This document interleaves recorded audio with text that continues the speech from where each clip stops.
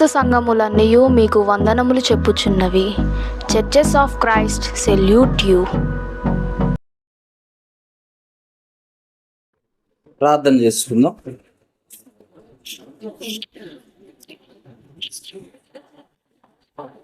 ప్రార్థన చేసుకుని కొద్ది నిమిషాలు దేవుని వాక్యాన్ని ధ్యానించుకుందాం. అందరం కూడా ప్రార్థన చేసుకుని కొద్ది నిమిషాలు దేవుని వాక్యాన్ని ధ్యానించుకుందాం. ప్రార్థన.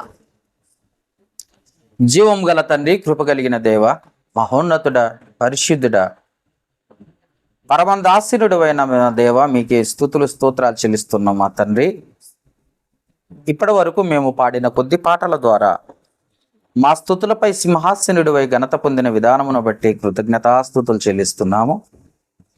ఈ సమయంలో నీ మాటలు వినబోచున్నాం కనుక జ్ఞానము కలిగిన మాటలు, మమ్మల్ని ఖండించి గద్దించి సరిచేయగలిగిన మాటలు, మమ్మల్ని బ్రతికించే మాటలు, మా బాధల్లో నెమ్మది కలిగించే మాటలు, మమ్మల్ని స్వస్థపరిచే మాటలు, మమ్మల్ని పరలోకానికి నడిపించే మాటలు కనుక అలాంటి ఉన్నతమైన మాటలు ఈ సమయంలో వినబోతున్న మేము అందరము కూడా, మా అందరికీ కూడా వినగలిగిన చెవిని, గ్రహించగలిగిన మంచి మనసును, అర్థం చేసుకునే జ్ఞానమును దయచేయమని, అజ్ఞానుల వలె నీ మాటలు త్రోసిపుచ్చే వారిగా ఉండక ప్రతి మాటలో జీవము, ఆత్మ దాగి ఉందని, అది పరలోకము నుండి వచ్చిందని గ్రహించి ఈ సర్వ సృష్టిని ఆ మాటలే బ్రతికిస్తున్నాయి, నడిపిస్తున్నాయి. ఆయన ఆ మాటల వల్లే మేము కూడా బ్రతుకుతున్నామని గ్రహించి ఆ మాటల వైపు మా మనసు నుంచున్నట్లుగా సహాయం చేయమని, మా లోపాలను చక్కదిద్ది సరిచేసి మీకు ఇష్టమైన పాత్రగా దిద్దుకోమని వేడుకుంటూ, ఏ ఆత్మకు ఎలాంటి మాటలు అవసరమైనో ఆయా ఆత్మతో మీరే మాట్లాడి మాకును అందరికీ కావలసిన మమ్మల్ని బలపరిచే, స్థిరపరిచే మాటలు మాకు అందించి బోధించి సరిచేయమని వేడుకుంటూ ఈ సమయాన్ని మీకే అప్పగిస్తూ యేసుక్రీస్తు నామంలో అడిగి వేడుకొనుచున్నాము మా పరమ తండ్రి, ఆమేన్. కూడి వచ్చిన దేవుని పిల్లలైన మీ అందరికీ కూడా మన ప్రభువును, లోకరక్షకుడు క్రీస్తు యేసు నామంలో మీ అందరికి హృదయపూర్వక వందనాలు తెలియజేస్తున్నాను. అలాగనే ఈరోజు మరి కొద్ది నిమిషాలు ఒక ఆత్మ సంబంధమైన లేదా పరలోక సంబంధమైన జ్ఞానాన్ని మనం నేర్చుకోవటానికి ప్రయత్నం చేద్దాం, ఒక సబ్జెక్ట్ ద్వారా లేక ఒక అంశము ద్వారా. అంశం ఏంటంటే, కష్టపడతావా, సుఖపడతావా? చాలా చిన్న అంశం, జాగ్రత్తగా మీరు ఆలోచించాలి. కష్టపడతావా, సుఖపడతావా? ఈ అంశం ద్వారా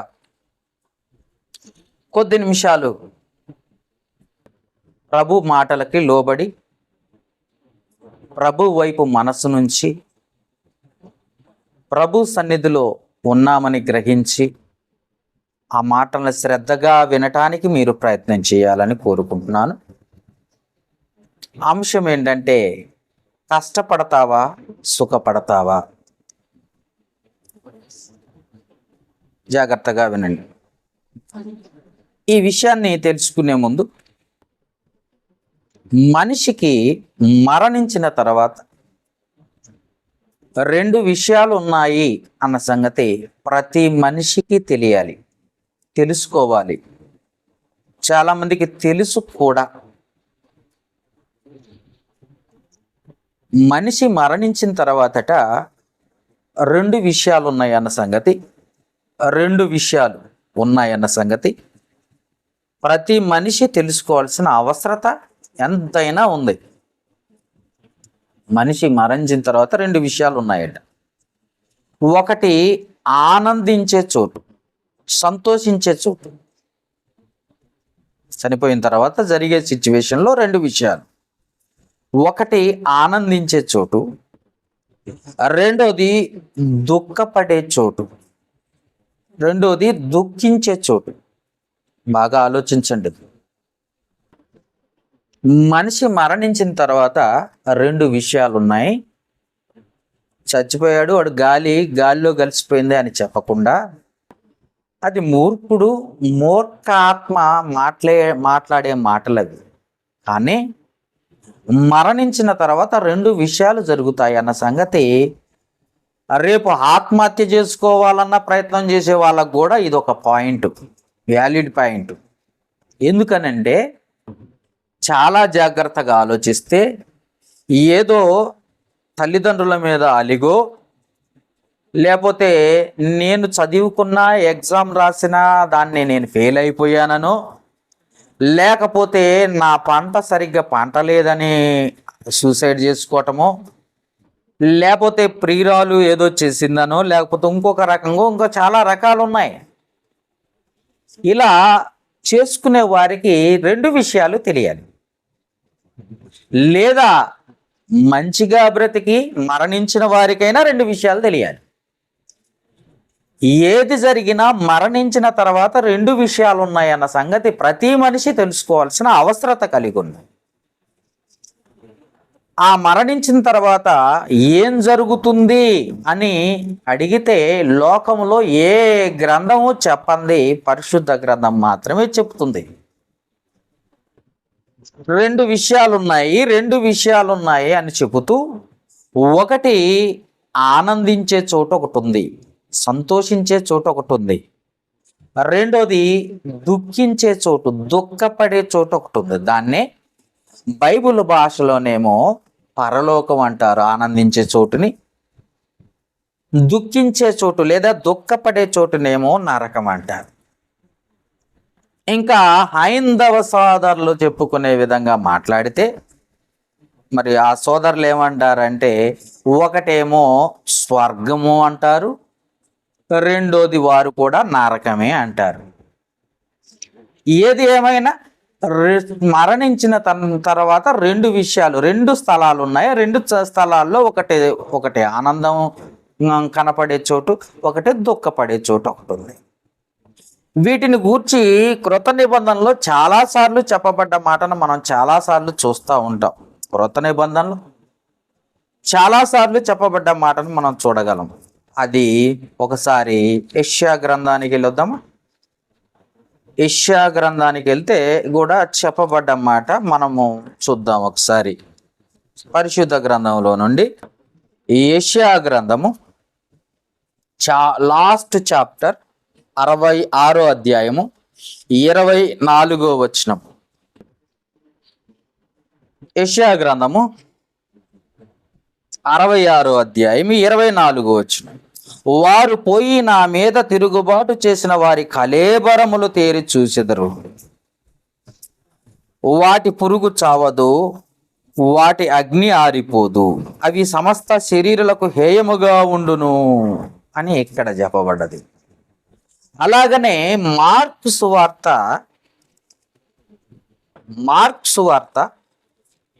9వ అధ్యాయము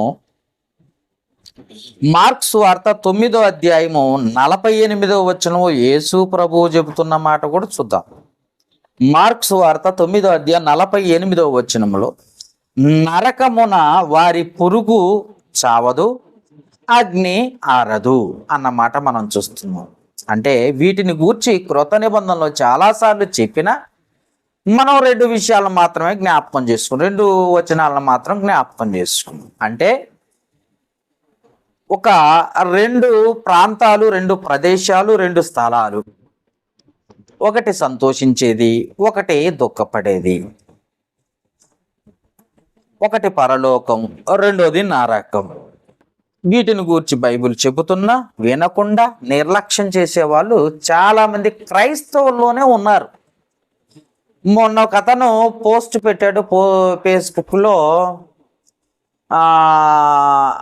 నాశనానికి ఎవరు నడిపించబడరు కానీ క్రైస్తవులే తమ నాశనాన్ని కోరుకుంటూ నడుస్తున్నారు అన్న ఫేస్బుక్లో పోస్ట్ చాలా సంతోషంగా అనిపించింది. నిజమే, వాక్యాన్ని చదవరు, వాక్యాన్ని నేర్చుకోరు, అసలు విషయం ఏంటో అది పక్కకి వెళ్ళిపోయింది.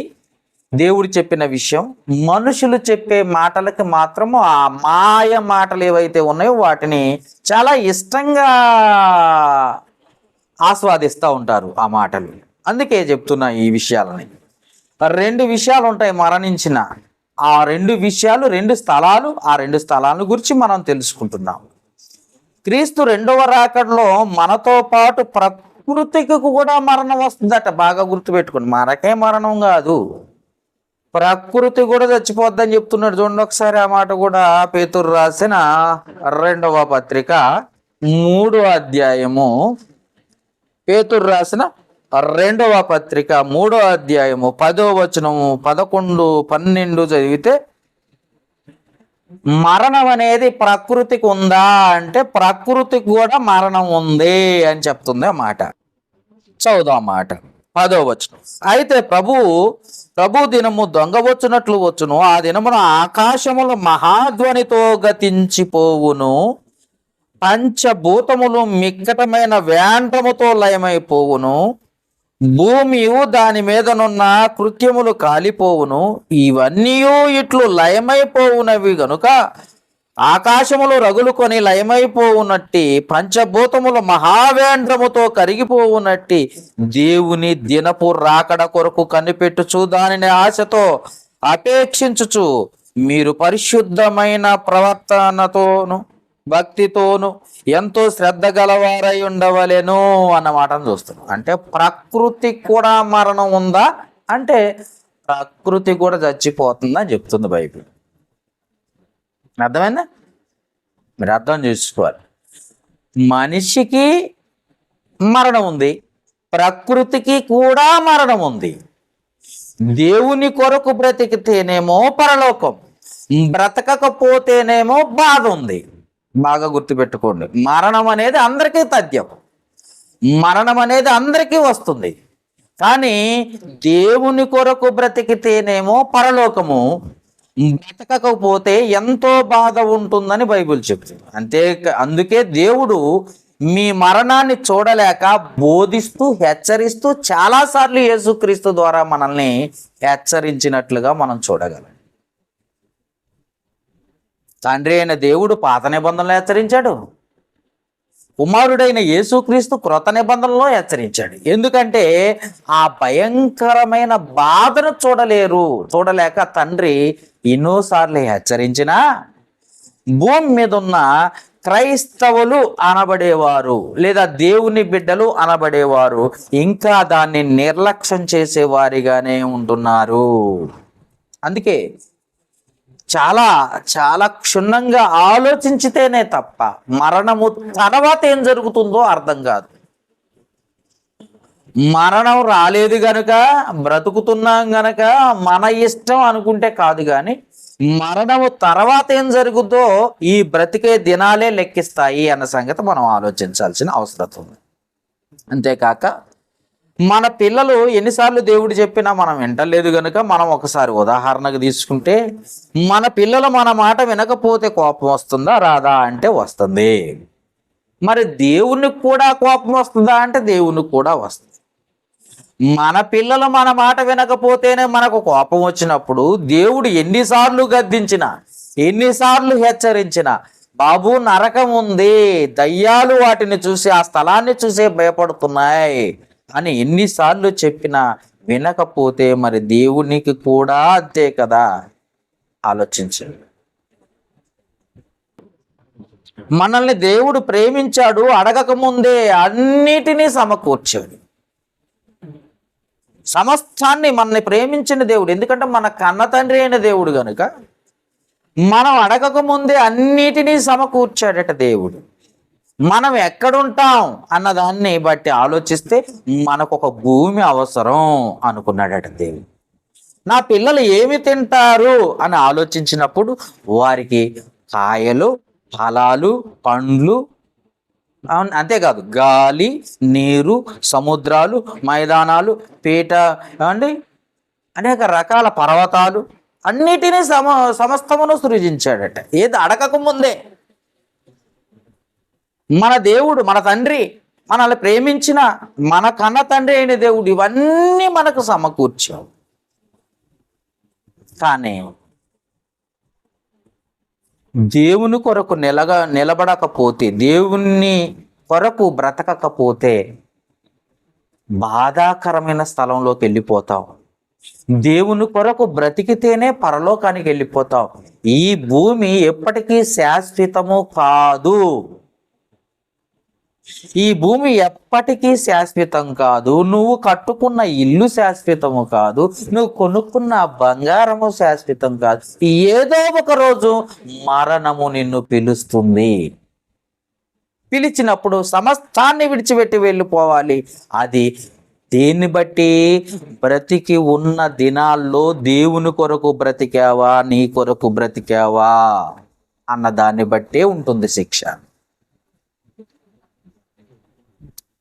ఆ శిక్షలోకి పోవద్దు, ఆ శిక్షలోకి వెళ్ళకూడదు నా పిల్లలు అని ఎంతో బాధతో ఎన్నిసార్లు రాయించిన వినకపోవటం ఎవరు తప్పు? మన తప్ప, దేవుని తప్ప? ఎన్నిసార్లు గద్దించినా, ఎన్నిసార్లు హెచ్చరించినా, యేసుక్రీస్తు ద్వారా కూడా హెచ్చరించినా నిర్లక్ష్యం చేస్తే మరి దేవునికి కోపం వస్తుందా అంటే ఖచ్చితంగా వస్తుంది. మరి ఏం చేయాలి చెప్పు? ఈ లోకంలో తప్పు చేస్తే పోలిష్ భాషలో నేరం అంటారు. పోలిష్ భాషలో ఏమంటారో తెలుసా? ఈ లోకంలో తప్పు చేస్తేనేమో పోలిష్కు ఒక భాష ఉంటుంది. ఆ భాషని ఏమంటారో తెలుసా? నేరం, నేర చరిత్ర, క్రిమినల్స్. వాళ్ళ భాష ఇదండి, బాగా గుర్తుపెట్టుకోండి. పోలిష్ భాష రౌడీ షీటర్స్, క్రిమినల్స్, నేర చరిత్ర, నేరం అంటారు పోలీస్ భాషలో తప్పు చేస్తే. అదే దేవుని భాషలోకి వస్తే ఏమంటారో తెలుసా? పాపం అంటారు. దేవుని భాషలోకి వస్తే ఏమంటారు తెలుసా? పాపం అంటారు. అన్నీ ఇచ్చిన దేవుని కొరకు మనం ఏం చేస్తున్నామో ఆలోచించకుండా బ్రతుకుతున్నామే, దాన్నే పాపం అంటారు. సమస్తమును దయచేశాడు, సమస్తమును ఇచ్చాడు దేవుడు. అన్నీ ఇచ్చిన దేవుని కొరకు బ్రతుకుతున్నావా అంటే అన్నీ ఇచ్చిన దేవుని కొరకు బ్రతకకపోగా మన కొరకు మనం బ్రతకటం, మన కుటుంబము కొరకు బ్రతకటం, మన పిల్లల్ని బ్రతికించుకోవటానికి బ్రతకటం, ఈ లోకంలో ఏదో సాధించటానికి బ్రతకటమే తప్ప దేవుని కొరకు బ్రతకటం అనేదే లేదు. దీన్నే దేవుని భాషలేమో పాపం అంటారు, దీన్నే పోలీస్ భాషలోనేమో నేరం అంటారు. అర్థమైందా? ఏదైనా రోగం వస్తే డాక్టర్కి వెంటనే చెప్పేస్తుంది, అయ్యా మరి నాకు ఈ రోగం వచ్చింది, ఇలాగ వచ్చింది, ఇలా ఉంది నా పరిస్థితి అనగానే డాక్టర్ వెంటనే అంటాడు, ఇది తినొద్దు, ఇది తినయేవి, ఇది మానే, ఇలా ఉండకూడదు, ఇలా ఉండు, ఇలా ఎక్సర్సైజ్ చేయి. అలా అర్థమైందా? ఈ టయానికి పడుకో, ఈ టయానికి లెగు అని డాక్టర్ సలహా చెప్పగానే వెంటనే వినేస్తారు. ఏదైనా రోగం వచ్చిన వెంటనే ఏం చేస్తారు? వెంటనే తినొద్దు అనగానే అది మానేస్తారు. ఎందుకంటే చచ్చిపోతామేమోనని భయం. అర్థమైందా? చనిపోతామేమో అన్న భయంతో డాక్టర్ ఏమి చెప్పినా దెబ్బకు మానేస్తారు. అస్సలు ముట్టకూడదంట, డాక్టర్ తినొద్దని చెప్పారు అని పక్కన వాళ్ళకి చెప్తూ ఉంటారు, హెచ్చరిక చేస్తూ ఉంటారు. ఎందుకంటే ఒకవేళ అది తినమంటారేమోనని నన్ను డాక్టర్ గారు తినొద్దన్నారండి అని చెప్తారు. చెప్పగానే వినేసావు, చెప్పగానే మానేసావు కదా. మరి దేవుడు చెప్పితే ఎందుకు వినట్లేదు? ఆలోచించు. మరి దేవుడు చెప్పితే నీ మంచి కోసమే కదా చెప్పింది, నీ కుటుంబం కోసమే కదా చెప్పింది, మరి ఎందుకు వినరు? నిన్ను సృష్టించిన నిన్ను దేవుడు కదా సృష్టించినది, నీకు ఆయుష్నిచ్చింది దేవుడు కదా, నీవు ఆయన ఇష్టం చొప్పున కదా బ్రతుకుతున్నావు అన్న సంగతి తెలియట్లేదా నీకు? దేవుడు కదా నీకు ఇచ్చింది ఆయుష్, ఆయన ఇష్టం చొప్పున బ్రతుకుతున్నావని నీకు అర్థం కావట్లేదా? సృష్టించింది ఆయనే అన్న సంగతి నీకు తెలియదా? మనం చాలాసార్లు చదువుకున్నాం.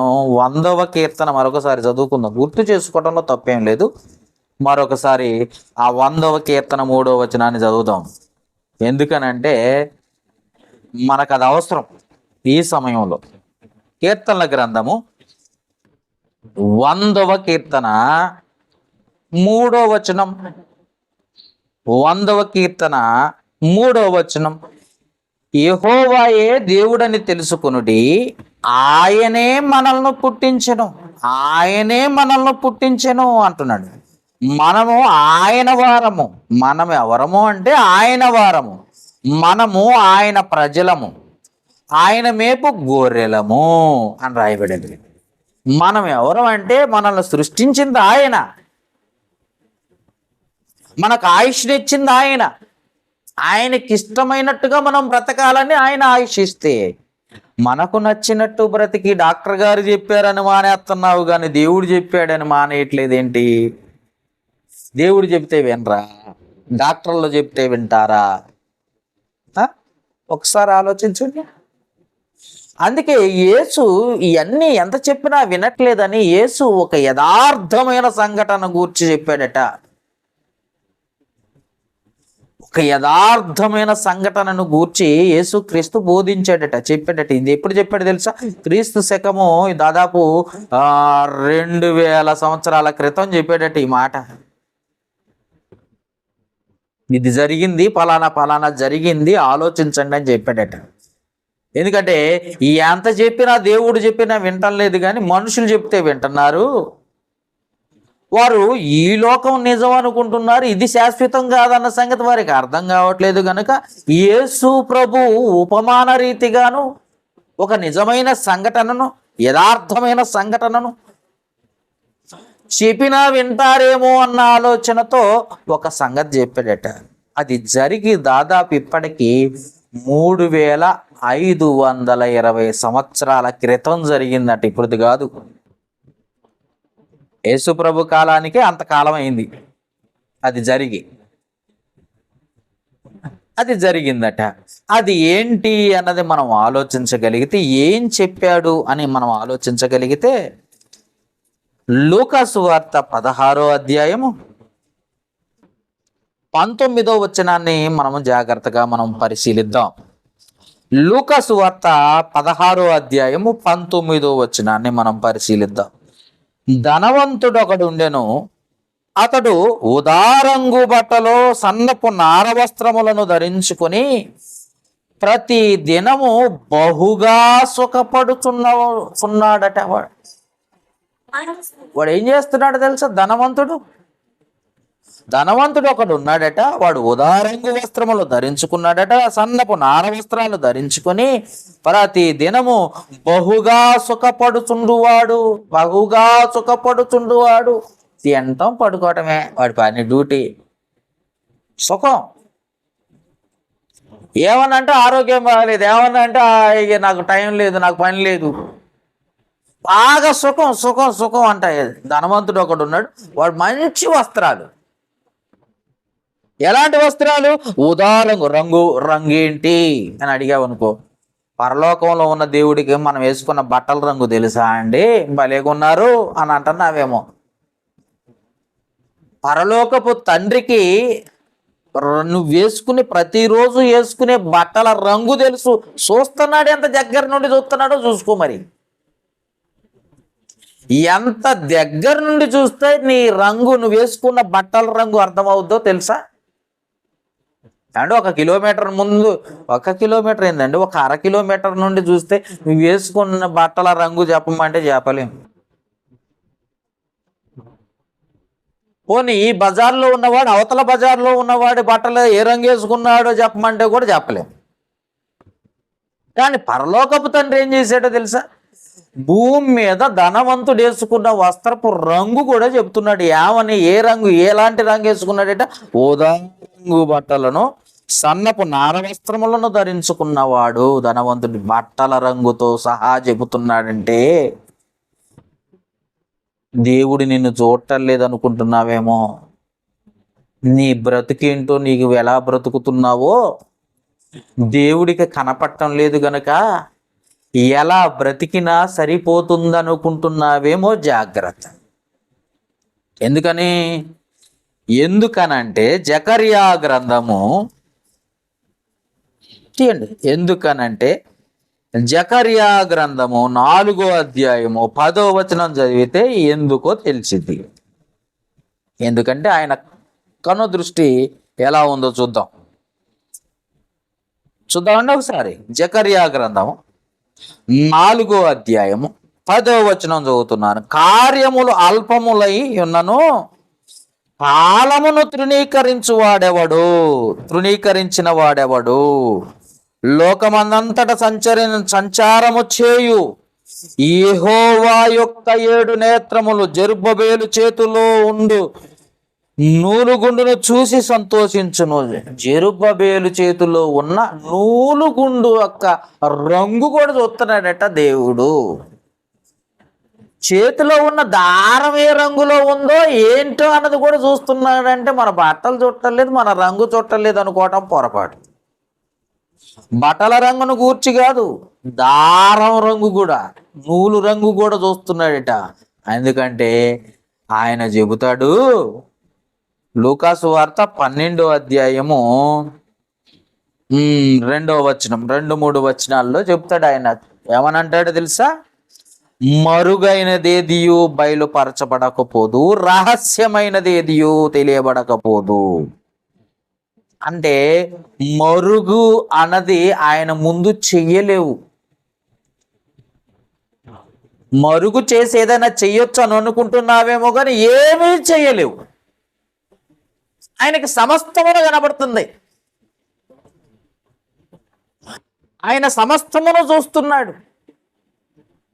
కానీ నీకేమనిపిస్తుందంటే దేవుడు చూడట్లేదు గనుక, దేవుడు ఆదివారం మాత్రమే దేవుడు గనుక, దేవుడు ఎక్కడైనా ప్రార్థన పెడితే మాత్రమే దేవుడు గనక, మన ఇంటిలోకి వెళ్ళి ప్రార్థన అయిపోయిన తర్వాత మన ఇంటిలోకి వెళ్ళి మన ఇష్టం వచ్చినట్టుగా మనకు నచ్చినట్టుగా ఎలా ఉన్నా, ఎలా మాట్లాడినా, ఎలా ప్రవర్తించినా అసలు దేవుడు పట్టించుకోడు అనుకుంటున్నారు చాలామంది. ఎలా ప్రవర్తించినా అసలు దేవుడు పట్టించుకోడు. ఎందుకనంటే ఆయనకు అవసరమైంది ఆరాధన ఆదివారం మాత్రమే కనుక దేవుడు చూడలేదు అనుకోవటం పొరపాటు అనుకుంటున్నారా? పొరపాటు కాదనుకుంటున్నారు. చూద్దాం రిఫరెన్స్. హెబ్రీయులకు రాసిన పత్రిక 4వ అధ్యాయము 13వ వచనాన్ని ఒకసారి జాగ్రత్తగా పరిశీలిద్దాం. హెబ్రీయులకు రాసిన పత్రిక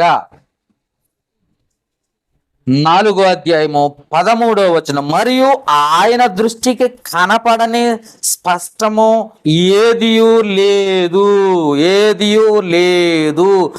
మనమెవనికి లెక్క చెప్పవలసి ఉన్నదో ఆ దేవుని కన్నులకు సమస్తమును మరుగు లేక తేటగా స్పష్టంగా ఖచ్చితంగా కనపడుతుంది. చూసారా?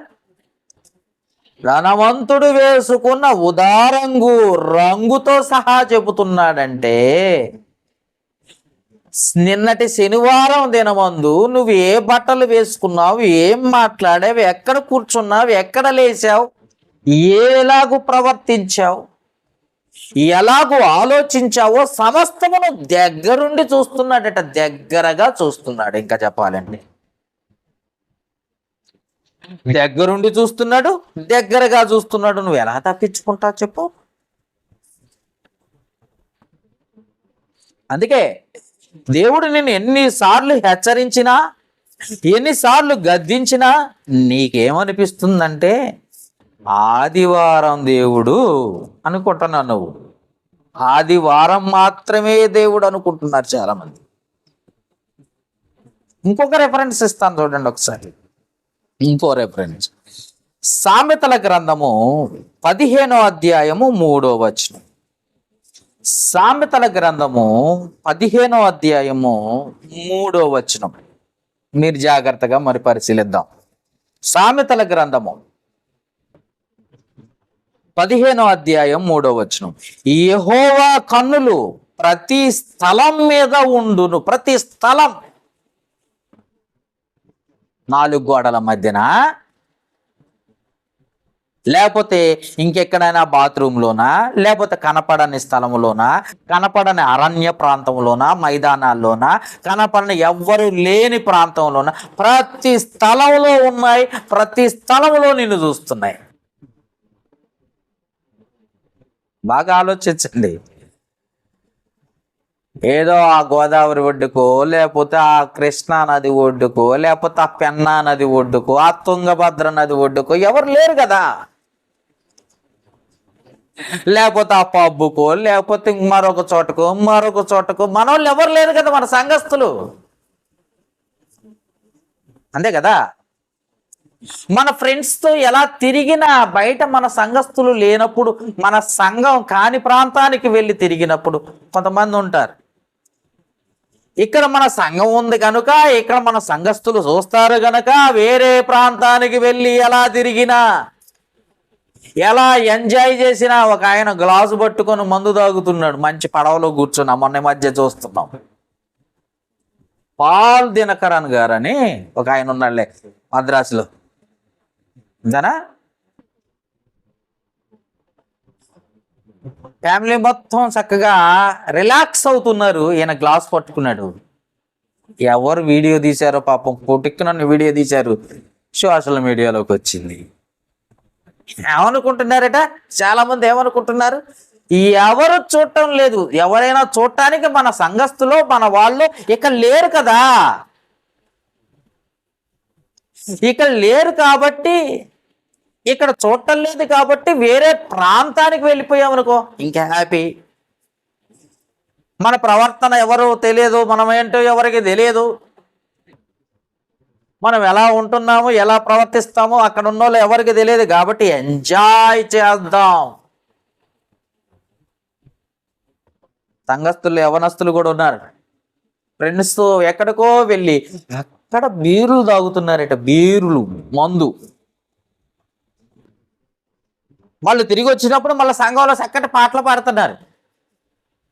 కనపడని ప్రాంతానికి వెళ్ళిపోయారు కదా, ఎవరు తెలియరు కదా, ఆ ప్రాంతానికి వెళ్ళి ఎంజాయ్ చేసాం వచ్చాం. ఇక్కడ మనం ఇక్కడ కదా మన సంఘం ఉంది, ఇక్కడ కదా మనకు దేవుడు, ఇక్కడ కదా అని అనుకుంటున్నారు. కానీ దేవుడు వస్త్రాల రంగే చెబుతున్నాడు.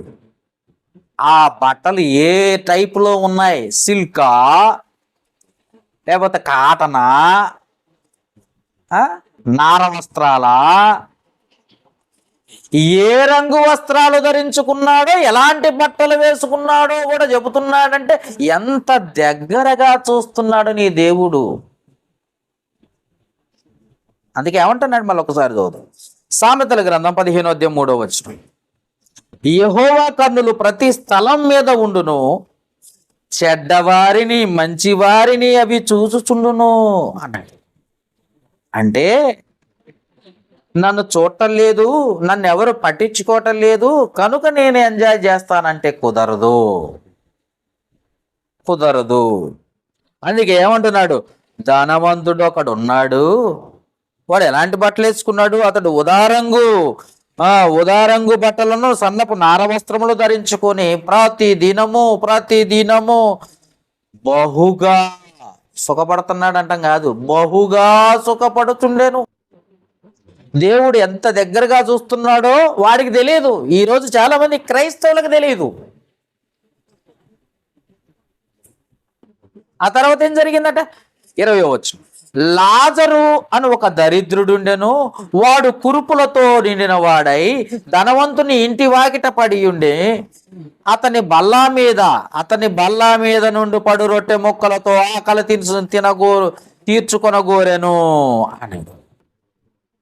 ధనవంతుడిని చూసాం, లాజర్ని చూసాం. ధనవంతుడిని మనం బహుగా సుఖంగా అనుభవించే ధనవంతుడిని చూస్తున్నాం. దరిద్రుడు ఏమీ లేదు, చివరికి ఆరోగ్యంగా ఉన్నాడా అంటే కురుపులతో ఉన్నాడు, ఆరోగ్యం కూడా లేదు. ఏ రోజు కూడా ఆరోగ్యం లేదట. ఒక పూట భోజనం కూడా లేదు పాపం. మనమన్నా 2 పూటలు తిని హాయిగా నిద్రిస్తున్నాం. ఫ్యాన్ కిందనో కూలర్ కిందనో ఆ ఏసీ కిందనో బ్రహ్మాండంగా నిద్రపోతున్నారా? చాలా మంది తప్పించుకోకుండా చెబితే నిజమే. కానీ లాజరు అనే అతనికి ఏముందట, ఒక్క పూట భోజనం లేదు. ఏ రోజు కూడా దేవుడా నాకు భోజనం లేదు, నాకు కావాలని అడిగిన వాడు కూడా కాదు. క్లారిటీగా చెప్పాలంటే, ఖచ్చితంగా రాసిన మాటలు మనం చదవాలంటే, ఏ రోజు కూడా దేవుణ్ణి నాకు ఆకలిగా ఉంది, నాకు భోజనం కావాలా తండ్రి ప్రభువా అని అడిగిన వాడు కాదట లాజరు. పోనీ రోజు భోజనం ఉందా? లేదు. మొన్న ఏ రోజన్నా అడిగాడా తండ్రిని? లేదు. బాగా ఆలోచించండి. బస్తాల బస్తాల బియ్యం పెట్టుకొని మా అనుదిన ఆహారం మాకు దయచేయము ప్రభువా అని ప్రార్థన చేసేవాళ్ళు కోకొల్లలు క్రైస్తవులు, దొంగ క్రైస్తవులు. ఇట్లాంటి తప్పేమో దేవుని దృష్టిలో. ఎందుకనంటే ఆల్రెడీ వాళ్ళు తీర్పులో ఉన్నారు, నీకెందుకు నాన్న నేను చూసుకుంటా అంటాడు. మా అనుదిన ఆహారం ఉన్నాయా? బియ్యం ఉన్నాయి. ఎన్ని బస్తాలు ఉన్నాయి? ఈ సంవత్సరానికి సరిపడా బస్తాలు ఉన్నాయి. పోనీ ఇంకొక 2 నెలల దాకా బస్తాలు చక్కగా బియ్యం ఉన్నాయి. ఇవన్నీ ఉంచుకొని మా అనుదిన ఆహారం మాకు దయచేయి ప్రభువా అని ప్రార్థన చేస్తాను మహానుభావులు. లాజరుని జ్ఞాపకం చేసుకో. అసలు భోజనం ఉందా? ఒక్క పూట భోజనం కూడా లేదు. ఏ రోజు కూడా నాకు భోజనం కావాలి అని దేవుణ్ణి అడిగింది కూడా లేదు. ఈ భూమి మీద ఉన్నంతకాలం కష్టపడతాను, చనిపోతే పరలోకానికి పోతాను అన్న ఒక్క ఆలోచన తప్ప లాజరుకున్నది. ఏ రోజు కూడా తినాలి, బ్రతకాలి, బట్టలు వేసుకోవాలి, షూ వేసుకోవాలి, ఏమండి వాచి ఉండాలి, మంచి డ్రెస్ మెయింటైన్ చేయాలి, కారు ఉండాలి, మంచి బిల్డింగ్లో ఉండాలి, జనానికి నేను చాలా అఫీషియల్గా కనపడాలి అని ఏ రోజు లాజరు అనుకున్నాడా? ఏ రోజు అనుకోలేదు. ఎందుకంటే పాపం ఒక పూట భోజనానికే లేదు. పోని ఆరోగ్యంగా ఉన్నాడంటే పాపం ఒంటి నిండా కురుపులట. వాడు కురుపులతో నిండిన వాడై ఉన్నాడట. ఒంటి నిండా కురుపులు, ఆరోగ్యం బాగలేదు, పూట భోజనం లేదు. పోని దేవుణ్ణైనా అడుగుతాడా అంటే ఏ రోజు కూడా దేవుణ్ణి అయ్యా నాకు భోజనం దయచేయి, ఆహారాన్ని దయచేయి అని ప్రార్థన చేసిన వాడు కూడా కాదు. మనం ఏది తక్కువైనా వెంటనే గోజాడుతూ ఉంటారు. ఈరోజు ఈ లోకం శాశ్వతమని అసలు ఎంత గోజాడుతూ ఉంటారంటే అది కావాలి ప్రభువా దయచేయి. తిండికే లేక ప్రార్థన చేయలేదట. తిండి లేకపోయినా ప్రార్థన చేయలేదట లాజరుని. ఈ భూమి మీద ఉన్నంత కాలం కష్టపడి బ్రతుకుతా, కష్టపడతాను అంటున్నాడు. అంతే, నేను కష్టపడి బ్రతుకుతా, ఉన్నా లేకపోయినా కష్టపడి బ్రతుకుతాను, చనిపోతే పరలోకానికి వెళ్తాను. కష్టపడి బ్రతుకుతాను, లేకపోతే చనిపోతే పరలోకానికి వెళ్తాను. రెండు కాన్సెప్ట్లు. భూమి మీద ఉంటే కష్టపడతా, చచ్చిపోతే పరలోకానికి వెళ్తాను. భూమి మీద ఉంటే కష్టపడతా, చచ్చిపోతే పరలోకానికి వెళ్తాను. ఎవరైనా అలా ఈనాటి క్రైస్తవులు ఎవరైనా అనుకునే వాళ్ళు ఉన్నారా?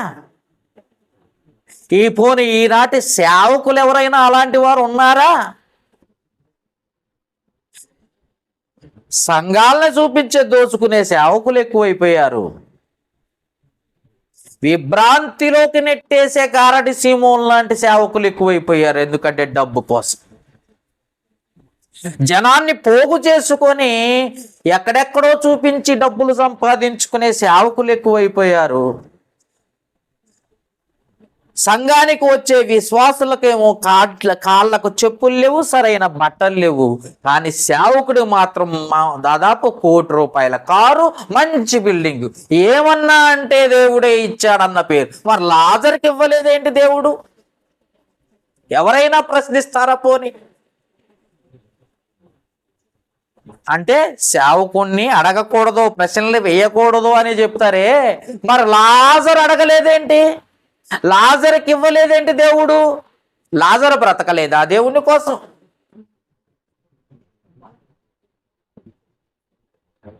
అర్థమైందా? ఈరోజు సేవకులు అంటారు, ఏమంటారంట? దేవుడిచ్చాడు, దేవుడు ఆశీర్వదించాడు. దేవుని కోసం బ్రతికిన లాజరుకే ఇవ్వలేదు, నీకెవర్రా ఇచ్చింది పిచ్చోడా? నీ ఆలోచన మొత్తం సంపాదించుకునే పని మీద ఉన్నావు. రేపటికి ఎట్లా రేపటికి ఎట్లా రేపటికి ఎట్లా అని సంపాదించుకునే పని మీదే ఉన్నావు. పాపం లాజరు తినటానికి కూడా ఒక్క పూట భోజనం కూడా లేదు. ఒక పూట భోజనం కూడా లేదు. ఎలాంటి భోజనం ఉందని ప్రశ్న అడిగితే సమాధానం ఏంటో తెలుసా? ధనవంతుడు తన ఏమంటారు మన భాషలో డైనింగ్ టేబుల్ అంటారు. డైనింగ్ టేబుల్, ఆ టేబుల్ మీద కూర్చొని ధనవంతుడు రొట్టె ముక్కలు కదండి ఆ మధ్య కాలంలో రొట్టెలే కదండి తినేది ఆ ప్రాంతంలో ఆ కాలంలో. ఆయన తింటున్న రొట్టె ముక్కల్లో చిన్న చిన్న ముక్కలు విరిగిపోయి ఆ బల్లా మీద పడితే ఆ బల్లా మీద పడిన వాటిని పనికత్తె దాసి, మన భాషలో చెప్పాలంటే కూలివారు ఊడ్చి ఎక్కడో చెత్త బుట్టలో మనం వేసేది ఎక్కడండి చెత్తలో వేస్తే అవి ఏరుకొని తిని కడుపు నింపుకునే తత్వం లాజరు. ఎంత కష్టమో చూడండి ఒకసారి, ఎంత బాధో చూడండి. అలాంటి ఆయన అంటాడు, బ్రతికి ఉంటేనేమో ఈ భూమి మీద కష్టపడతారు దేవుని కోసం, చచ్చిపోతేనేమో పరలోకానికి వెళ్ళిపోతాను. ఏమన్నా అంతేనా? రెండు మాట. మరణిస్తేనేమో పరలోకము, బ్రతికుంటేనేమో కష్టపడతాను, అంతే. దేవుణ్ణి అడగను.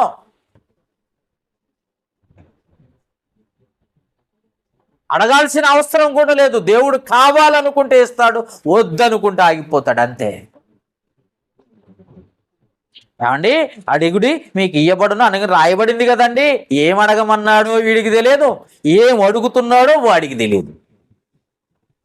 ఎందుకంటే దొంగ పాస్టర్లు ఎక్కువైపోయి పైన బైబుల్ చదివి దొంగలు ఎక్కువైపోయి సంపాదనలో పడిపోయారు. ఇది ఒక ఉద్యోగం అయిపోయింది.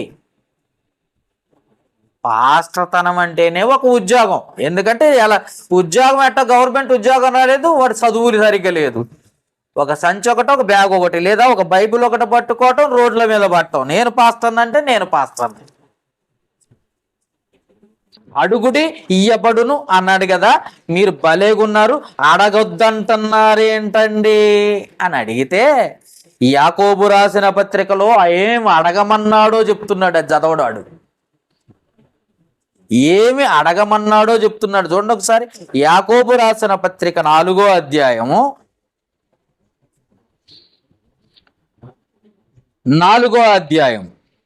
2వ వచనం నుండి 3వ వచనం వరకు చదువుతున్నాను జాగ్రత్తగా. ఏం అడగమన్నాడు, ఏం అడగమన్నాడో, వీడేం అడుగుతున్నాడో, ఈనాటి క్రైస్తవుడు అనబడిన వాడు ఏం అడుగుతున్నాడో చెప్తున్నాడు ఇక్కడ.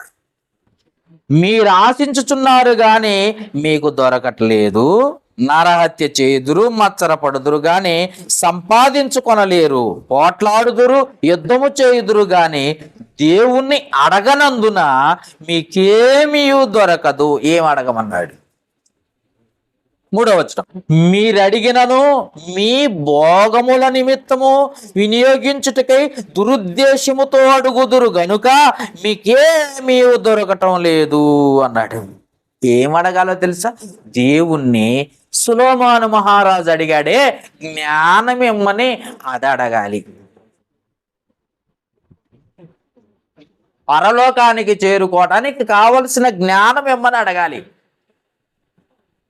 భోగేచ్ఛల నిమిత్తం అడుగుతున్నావా? మీ భోగముల నిమిత్తం అడుగుతున్నావా? దురుద్దేశముతో అడుగుతున్నావా? ఏది ఇవ్వడం. ఈ పాస్టర్లు చెప్పిన మాట ఏది నమ్మకండి. అడుగుడు ఇయ్యబడును, అడగండి అమ్మా, దేవుడు తప్పకుండా ఇస్తాడు, అడగండి, గోజాడండి, అలాగడగండి, ఇలాగడగండి అని చెబితే మీరు పాపం కన్నీళ్లతో అడుగుతున్నారని దేవుడికి తెలుసు. కానీ ఆ దీర్ఘ ప్రార్థనలు అంటేనే అసలు దేవునికి నచ్చదు. ఏమన్నాడు? అది కూడా చూపిస్తాను, చూడండి ఒకసారి. లూకా సువార్త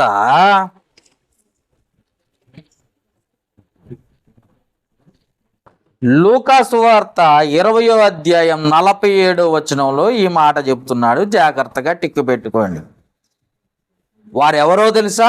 ఈ 45వ వచనంలో ఇక్కడ ఈనాటి క్రైస్తవుల్లో పాస్టర్లు అనబడిన వారు ఆనాటి క్రైస్తవుల్లో పాస్టర్లు అనమాట. ఎవరో వాళ్ళు గురించి చెప్తున్నాను చూడండి. ప్రజలందరూ వినుచుండగా ఆయన ఇట్లా నేను శాస్త్రులను గూర్చి జాగ్రత్త పడుడి. శాస్త్రులు అంటే ఇల్లే. వారు నిలువుటంగీలు ధరించుకొని మంచి వస్త్రాలు పై నుండి కింద వరకు మంచి నిలువుటంగీలు ధరించుకొని నడుముకు నల్లతాడు కట్టుకొని, ఈ మధ్య స్టైల్ మారిందిలేండి, తెల్ల బట్టలు వేసుకుంటున్నారు ఈ మధ్య. ఏమంటున్నారు? ధరించుకొని తిరగగోరుచు సంత వీధుల్లో వందనములను, సమాజ మందిరములను, అగ్రపీఠములను, విందుల్లో అగ్ర స్థానములను కోరుకుందురు. వారు ఎలాంటి వాళ్ళు తెలుసా? స్థానం. పెద్ద పాస్టర్ గారు వచ్చారు, గౌరవించండి. ఆయన వచ్చినప్పుడు 10,000, ఆయన వచ్చినప్పుడు లాడ్జి, ఆయన వచ్చినప్పుడు ఆయనతో సెల్ఫీ దిగాలంటే, ఎవరండి ఆయన? కలవరి టెంపుల్ సతీష్ గారితో సెల్ఫీ దిగాలంటే 10,000. ఇలాంటి వాళ్ళందరి గురించి యేసుప్రభు చెప్తున్నాడు. అగ్రపీఠములను, విందుల్లో అగ్రస్థానములను కోరుకుందురు. 47వ వచనం. వారు విధవరాండ్ల ఇండ్లను దిగమింగుచు మాయావేశముగా దీర్ఘ ప్రార్థనలు చేయుదురు. వారు మరి విశేషముగా శిక్ష పొందుదురని తన శిష్యులతో చెప్పాను అన్న మాటను మనం చూస్తున్నాం. అంటే అడుగుడు ఇయ్యబడును. ఏమి జ్ఞానం అడగమని ఆయన చెబితే డబ్బు అడుగుతున్నావా? అప్పులు తీర్చమని అడుగుతున్నావా? ఎవరు చేయమన్నారు అప్పులు?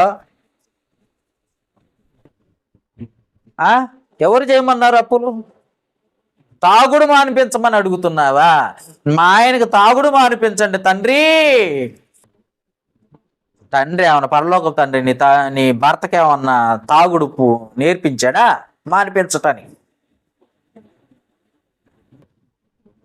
చెడు సావాసాలు చేయమని చెప్పాడా దేవుడు మానిపించటానికి? నా కుమారుడు మాట మారట్లేదు, ఎప్పుడు చెడు సావాసాలే. నువ్వు బాలుడు నడవలసిన త్రోవ వాడికి నేర్పిస్తే వాడెందుకు అలా తొలగిపోయి లోకంలో పడిపోతాడు? నువ్వు నేర్పించకనే వాడు తొలగిపోయేది. పైగా మళ్ళీ దేవుడి మీద ఏమడుగుతున్నావు నువ్వు?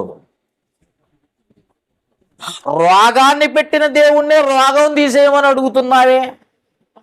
వ్యాధిని పెట్టిన దేవుడే వ్యాధిని తీసేయమని అడుగుతున్నావే. నువ్వు కావాలని ఆయనే అనుమతించాడు నీకు. వ్యాధిని అనుమతించింది ఆయనే, మంచం పట్టించింది ఆయనే. దాన్ని తీసేయ ప్రభువా, స్వస్థపరచు ప్రభువా అని అడిగితే ఆయన ఎట్లా స్వస్థపరుస్తాడు? ఒక్కసారి ఆలోచించండి. ఏం అడుగుతున్నారో చూడండి, ఎలా అడుగుతున్నారో చూడండి. లాజరుకు ఒక్క పూట భోజనం లేకపోయినా ఒక్క మాట కూడా, ఒక్క రోజు కూడా నాకు భోజనం దయచేయి, నాకు ఆరోగ్యం దయచేయి అని ఎప్పుడైనా అడిగాడా? నువ్వు బ్రతకటం కోసం, ఇంకా తప్పులు చేయటం కోసం, పాపాలు చేయటం కోసం, పాపపు లోకంలో నీ ఇష్టం వచ్చినట్టుగా బ్రతకటం కోసం బ్రతికించు ప్రభువా, బ్రతికించు. ఎంత ఖర్చు అయినా పర్వాలేదు, డాక్టర్ దగ్గర పోయి మా ఆయన బ్రతికించండి, వాడు ఇంకా చాలా పెద్ద పెద్ద పాపాలు చేయాలి. నా కొడుకును బతికించండి, వాడు ఇంకా పెద్దోడైన తర్వాత ఇంకా పెద్ద పెద్ద పాపాలు చేయాలి. ఏమండి? ఇలాంటి దరిద్రుల గురించి యోబు గారు పెద్ద మాట రాశారు. పెద్ద మాట. ఆ మాట వింటే మళ్ళీ చాలా బాధ అనిపిస్తుంది తెలుసా? ఎంత మాట రాశాడో తెలుసా? ఎంత మాట రాశాడో ఈ మాట చదివితే మీకు అర్థమైంది. యోబు గ్రంథము 3వ అధ్యాయం 16వ వచనం. అకాల సంభవమైన కంట పడకయున్న పిండము వంటి వాడనై పడిపోయిందును అంటే బా, ఎవరికి కంట పడకుండా తల్లి గర్భంలో నుండి పిండంగా రాలి పడిపోతే నాకు చాలా మంచిది అంటాడు పౌలు. ఎవరండి? యోబు గారు. యోబు గారు ఏమన్నాడు? పిండంగా రాలిపోతేనే మంచిది, ఈ పాపపు లోకంలో ఉంటే పాపాలే చేసుకుంటూ పోతా తప్ప లోకంలో ఉన్నదంతయో సాతానుని వశంలో ఉన్నది కనుక ఈ లోకంలో ఉంటే పాపంలోనే వెళ్ళిపోవడానికి ఎక్కువ అవకాశాలు ఉన్నాయి కనుక అసలు ఈ పాపం జోలికే పోకుండా అకాలంలో ఏమన్నాడు? ఏమన్నాడు? అకాల సంభవమైన కంటపడకుండా, ఎవరికి కంటపడకుండా పిండం వంటి వాడనై లేకపోయిందును అంటున్నాడు. అంటే అలా పడిపోయి ఉంటే నాకు చాలా మంచిది అంటున్నాడు. డాక్టర్ గారి దగ్గర పోయి ఏమంటున్నావు? నా కొడుకుని బతికించు, నా కోడలను బతికించు, నా తండ్రిని బతికించు, ఎంత ఖర్చు అయినా పర్వాలేదు. ఆ స్థితికి తీసుకొచ్చిన దేవుడు లాజరే స్థితిలో ఉన్నాడు. కురుపులతో కాదా, అనారోగ్యంతో కాదా, ఏనాడైనా నన్ను బ్రతికించు ప్రభు అన్నాడా? ఏనాడైనా నాకు ఆకలి తీర్చు ప్రభు అన్నాడా? ఒక్కటే అన్నాడు, బ్రతికుంటే కష్టపడతా, చచ్చిపోతే పరలోకానికి వెళ్తా. ఎంత గొప్ప మాట! ఈనాటి క్రైస్తవులకు ఆ మాట ఉందా? ఆ మనస్సు ఉందా? ఆ ఆలోచన ఉందా? ఒక పూట భోజనం లేదు, సరిగైన ఆరోగ్యం లేదు, సరైన తిండి లేదు, ఒక రోజు కూడా దేవుణ్ణి అడిగింది లేదు. పోనీ ఈనాటి కాలంలో లాజరు కంటే దరిద్రులైన క్రైస్తవులు ఉన్నారంటవా? ఒకసారి ఆలోచించండి. ఎవరైనా లాజరు కంటే ఎక్కువ దరిద్రులు ఉన్నారా?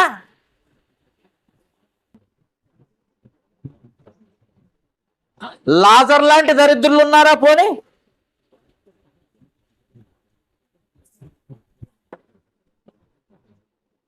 చూడండి అంత గొప్ప మాట.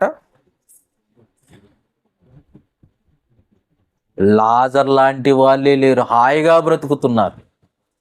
కొంతమందికి అయితే ఫ్యానులు లేకపోతే అసలు చర్చికే రారు, కొంతమందికి ఏసీలు లేకపోతే చర్చికి రారు, కూర్చోడానికి కుర్చీలు లేకపోతే చర్చికి రారు, కూర్చోటానికి బల్లాలు లేదా చాపలు లేకపోతే చర్చికి రారు. అసలు చర్చి అనే గోడలు లేకపోతే అసలు వాళ్ళు రానే రారు.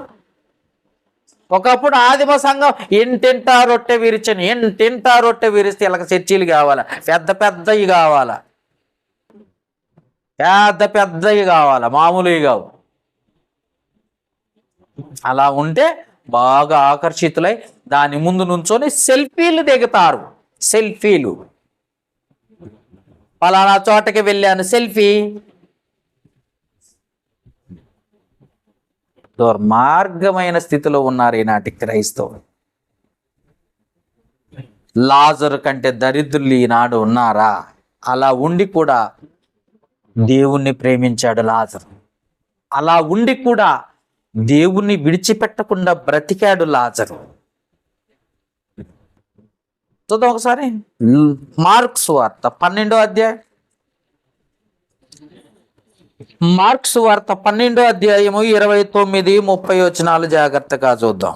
మార్కు సువార్త 12వ అధ్యాయం 29-30 వచనాలు. అందుకు యేసు ప్రధానమైనది ఏదనగా, ఓ ఇశ్రాయేలు వినుము, మన దేవుడైన ప్రభువు, అద్వితీయ ప్రభువు, నీవు నీ పూర్ణ హృదయముతోనూ, నీ పూర్ణ ఆత్మతోనూ, నీ పూర్ణ వివేకముతోనూ, నీ పూర్ణ బలముతోనూ నీ దేవుడైన ప్రభువును ప్రేమింపవలనన్నది ప్రధానమైనది ఆజ్ఞ. ప్రధానమైన ఆజ్ఞ. ఆ ప్రధానమైన ఆజ్ఞ లాజరు పాటించాడు. ఆ ప్రధానమైన ఆజ్ఞ లాజరు పాటించాడు. ప్రధానమైన దాన్ని పాటించకుండా అన్ని పాటిస్తున్నారు ఈనాటి క్రైస్తవులు. తెలుసా? భోజనపు బల్ల మీద ఉన్న రొట్టె ముక్కలు ఇరిగి కింద పడిపోతున్న అన్నం మెతుకులు అంటారా మీ భాషలో? అవన్నీ ఊడ్చి తల్లి ఏం చేస్తుందంటే బయట పడేస్తుంది, చెత్తలో పడేస్తుంది. తల్లిలో పనికత్తో లేకపోతే మరి దాసియో పని వాళ్ళు ఎవరో ఒకళ్ళు ఊడ్చి చెత్తలో పడేస్తారు. ఆ చెత్తలో పడ్డ వాటిని వెతుక్కుని తిన్నాడు లాజరు. అంత దీన స్థితిలో కూడా దేవుణ్ణి అడగలేదు. ఈరోజు నీకు అన్నీ ఉండి అడుగుతున్నావు, సుఖం కావాలి నీకు. అర్థమైందా? మనకు అన్ని కావాలని దేవుడు ఎప్పుడు నీకు అన్ని కావాలని దేవుడు ఇచ్చాడు, కానీ ఇంకా కావాలని ఆశ. అందుకే ఈ ఆశ గురించి కూడా యాకోబు ఏదో ఒక మాట రాశాడు, చూద్దాం ఒకసారి. యాకోబు గారు ఆశ గురించి కూడా ఒక మాట రాశారు, చూడండి ఒకసారి. 14 వచ్చినమ్మని, 1వ అధ్యాయం 14వ వచనం నుండి. ప్రతివాడు తన స్వకీయమైన దురాశ చేత ఏడుపడి మరులు కొలపబడిన వాడై శోధింపబడును. వాడి సోదరు ఆడే తెచ్చుకుంటుందంట. ఎందుకంటే దేవుడు ఇచ్చిన దాంతో తృప్తి పొందకుండా ఇంకా ఏదో సంపాదించాలి, ఇంకా ఏదో చెయ్యాలి, అందుకని శోధన తెచ్చుకుంటున్నాడు. 15వ వచనం. దురాశ గర్భమును ధరించి పాపమును గనక పాపము పరిపక్వమై మరణమును కనును. మరణం తీసుకెళ్ళి నేను నరకంలోకి అప్పగించింది. అది బ్రతికి ఉన్నప్పుడు ఎవ్వరు పాపం లాజరు గారు ఎప్పుడు కూడా దేవుణ్ణి అడిగేది వాడు కాదు.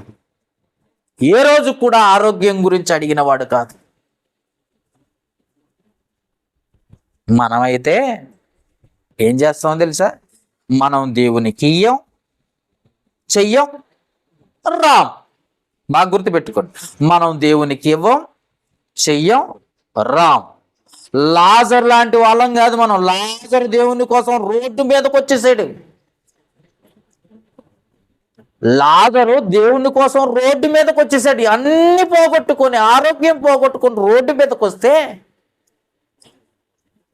ఆదిమ క్రైస్తవులు సంపాదించుకున్న సమస్తాన్ని అమ్మివేసి అపొస్తలుల పాదాల యొద్ద పెడితే ఈనాటి క్రైస్తవుల సంపాదనలో పడిపోయారు. ఈనాటి సేవకులు బిల్డింగుల మీద బిల్డింగులు కట్టుకుంటూ పోతున్నారు.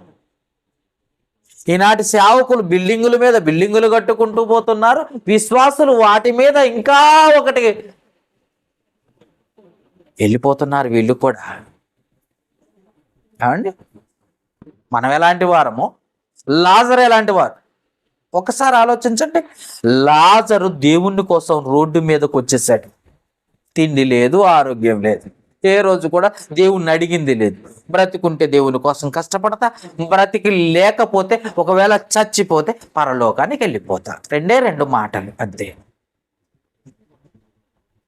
ఏ రోజు కూడా దేవుణ్ణి అడిగింది లేదు. దేవుని కోసమే బ్రతికిన దినాలన్నీ దేవుని కోసమే.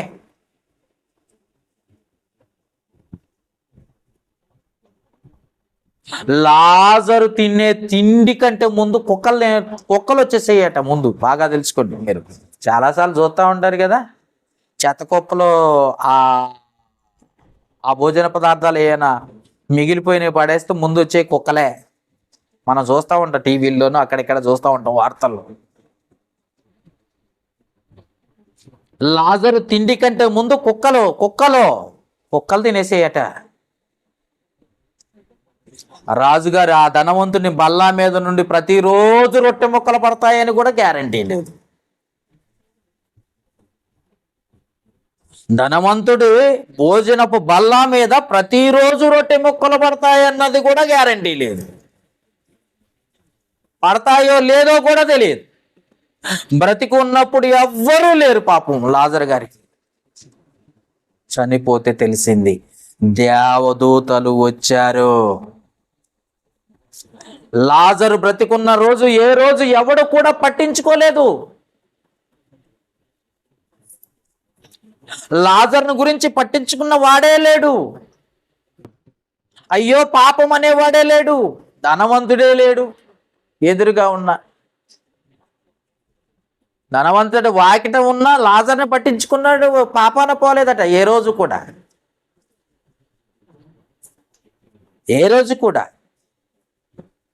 కానీ బ్రతికుండగా ఏ రోజు కూడా లాజర్ని ఎవ్వడు పట్టించుకోలేదు. ఎప్పుడైతే చనిపోయాడో, ఎప్పుడైతే ఈ లోకాన్ని, శరీరాన్ని విడిచిపెట్టి బయలుదేరాడో, బయటకు వచ్చాడో, వెంటనే దేవదూతలు వచ్చారు. కానీ మనం బ్రతికి ఉన్నప్పుడు మనకు మనం ఉన్నంత వరకే అందరూ. మంచాన పడిన తర్వాత తెలిసింది మన సీన్ ఏంటో తెలుసా? ఎప్పుడు తెలిసిద్దో మనకు తెలిసిద్ది. మంచాన పడ్డ తర్వాత తెలిసిద్ది మన సీన్, మనకు అర్థమైంది.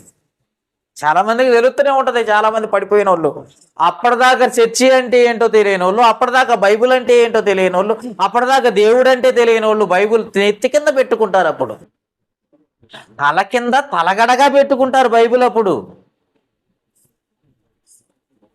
ఏ రోజు చర్చికి పోనోడు కూడా ఆ రోజు అమ్మా పాస్టర్ గారిని పిలవండి అమ్మా ప్రార్థన చేయించుకుంటా అంటాడు. ఆ రోజు సీన్ రివర్స్ అయింది. సీన్ అంటే ఏమైతే రివర్స్ అయిపోయి అర్థమైపోద్ది మంచం మీద పడేసరికి. అప్పటి వరకు హ్యాపీగా రైన ఏంటండి ఎలా మెరుపు తీగలాగా తిరుగుతూ ఉంటారు.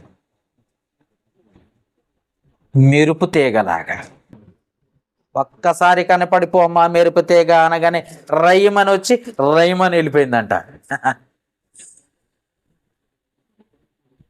అలా హ్యాపీగా తిరిగేస్తున్నారు. ఎక్కడ పడితే అక్కడికి ఎంజాయ్. పబ్బులకు పోతావా, లేకపోతే ఇంకో చోట్లకి వెళ్తావా, విహార స్థలములట ఈ మధ్య కాలంలో. ఏమండి ఎంజాయ్ చేస్తున్నారు. ఎంజాయ్. మంచం పట్టిన తర్వాత సీన్ రివర్స్ అయిపోద్ది. సుఖాల్లో నుండి కష్టాల్లోకి, కష్టాల్లో నుండి సుఖాల్లోకి. రెండు ఆలోచించు. సుఖాల్లో నుండి కష్టాల్లోకి, కష్టాల్లో నుండి సుఖాల్లోకి. అంతే కదండి, అంతే కదా. 22వ వచనం లూకాసు వార్త 16వ అధ్యాయం 22వ వచనం. ఆ దరిద్రుడు చనిపోయి దేవదూతల చేత అబ్రహాము రొమ్మును ఆనుకొనుటకు కొనిపోబడెను. లాజరు ధనవంతుడు చనిపోయి పాతి పెట్టబడెను. అప్పుడు అతడు పాతాళములో బాధపడుచు కనులెత్తి దూరము నుండి అబ్రహాము అతని రొమ్మును ఆనుకున్న లాజరును చూస్తున్నాడట. యాతన పడుతుంది. వీడు బతుకున్నంతసేపు బహుగా సుఖపడుచుండెను. 19వ వచనం. ధనవంతుడు భూమి మీద బహుగా సుఖపడుచుండెను, లాజరు కష్టపడెను. చదివారు కదా.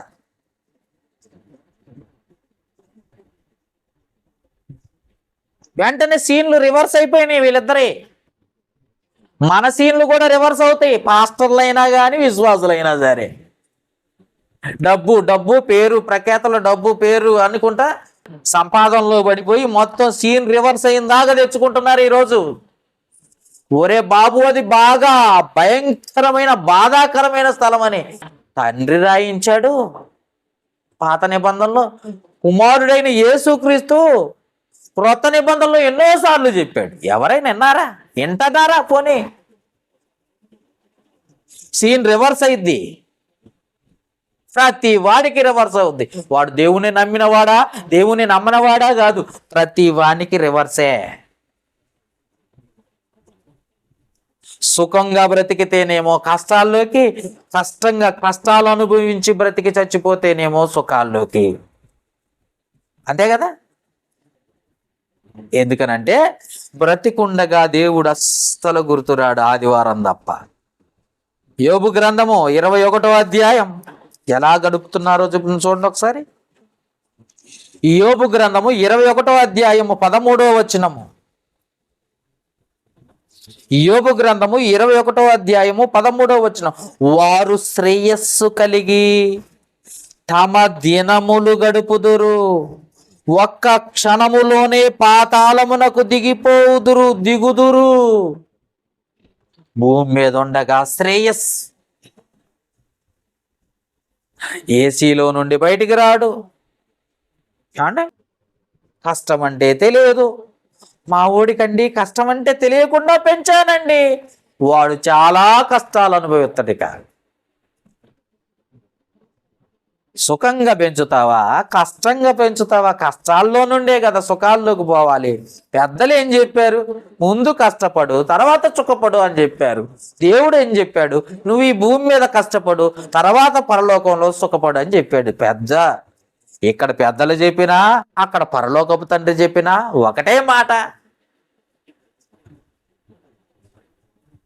ఎవరైనా వింటున్నారా? పైగా దేవుడు ఇచ్చాడు, ఆశీర్వదించాడనే దొంగ మాటలు తప్ప ఏ రోజైనా దేవుని మాట ప్రకారం దేవుడు ఏం రాయించాడో పోనీ చదువుదామన్న ఆలోచన ఉందా?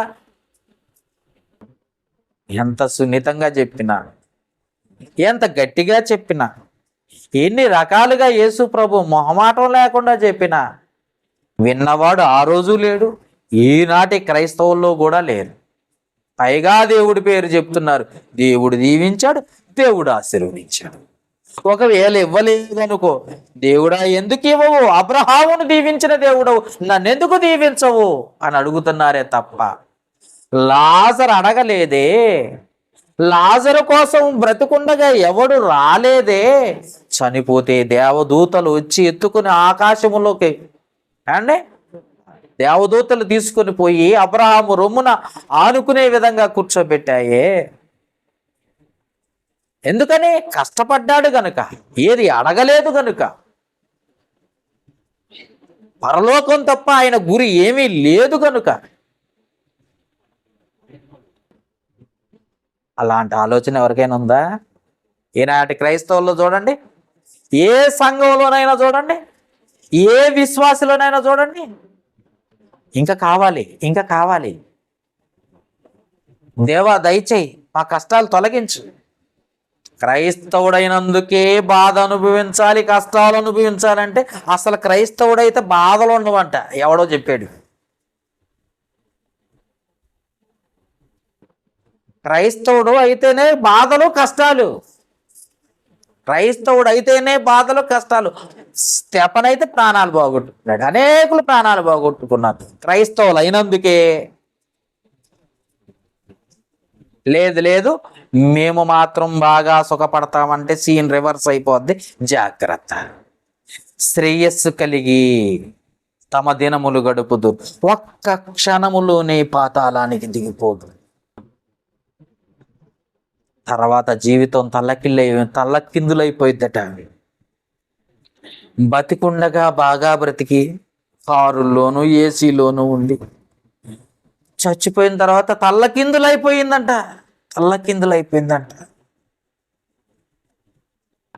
అందుకే ఏమన్నాడు? 25వ వచనం చూడ ఒకసారి, లాజరు గారి గురించి లూకాసు వార్త 16వ అధ్యాయం 25వ వచనం. అందుకు అబ్రహాము, కుమారుడా, నీవు నీ జీవితకాలమందు నీకిష్టమైనట్టు సుఖము అనుభవించితివి, అలాగుననే లాజరు కష్టము అనుభవించనని జ్ఞాపకం చేసుకునుము. ఇప్పుడైతే వాడు ఇక్కడ నెమ్మది పొందుచున్నాడు, నువ్వు యాతన పడుచున్నావు అన్నాడు. సుఖం వద్దా? కావాలా? నువ్వు ఎలా ఉండాలో భూమి మీద చెప్తున్నాడు ఇక్కడే దేవుడు. అసలు నువ్వు పుట్టింది ఎవరు, దేనికోసం పుట్టావో కూడా చెప్పాడు కదండి. ఒకసారి ఒక సందర్భంలో చూడండి, యోబు గ్రంథము 5వ అధ్యాయం 7వ వచనంలో, యోబు గ్రంథము 5వ అధ్యాయం 7వ వచనం. నిప్పు రవ్వల పైకి ఎగురునట్లు నరులు శ్రమానుభవమునకే పుట్టుచున్నారు. అసలు పుట్టటమే దేవుని కొరకు, దేవుని పరిచర్య నిమిత్తము, దేవుని పని నిమిత్తము, కష్టపడటం కోసం, శ్రమ పడటం కోసం పుడుతున్నామని చెబుతుంటే సుఖం కావాలి. అయ్యగారు మా గురించి ప్రార్థన చేయండి, పాస్టర్ గారు మా గురించి ప్రార్థన చేయండి, శోధనలో ఉన్నాం, కష్టాల్లో ఉన్నాం, బాధల్లో ఉన్నాం, వాటన్నిటిని ఎదిరించాలి అని దేవుడు చెబుతుంటే ఈ ఎదిరించం, తీసేయమని చెప్పండి, స్పెషల్ రిక్వెస్ట్ అని చెప్పండి, 100 రూపాయలు సందా ఇచ్చామని చెప్పండి అండి, చర్చిలో పెద్ద కానుకేసానని చెప్పండి ముందు శ్రమలు పోవటానికి. ఇదే నీ జీవితంలో సుఖం అనుభవించావు, లాజరు కష్టాన్ని అనుభవించావు. వాడు ఇక్కడ నెమ్మది పొందుతున్నాడు, నువ్వు యాతన పడుతున్నావు. ఈ యాతన పడే జీవితం కావాలంటేనేమో ఇక్కడ సుఖంగా ఉండు, అక్కడేమో విశ్రాంతి తీసుకోవాలనుకుంటున్నావేమో ఇక్కడ కష్టపడు. సుఖం వద్దా కావాలా? నీవు ఎలా ఉండాలనుకుంటున్నావో ఇక్కడే డిసైడ్ చేసుకో, ఇప్పుడే ఒక నిర్ణయానికి రా.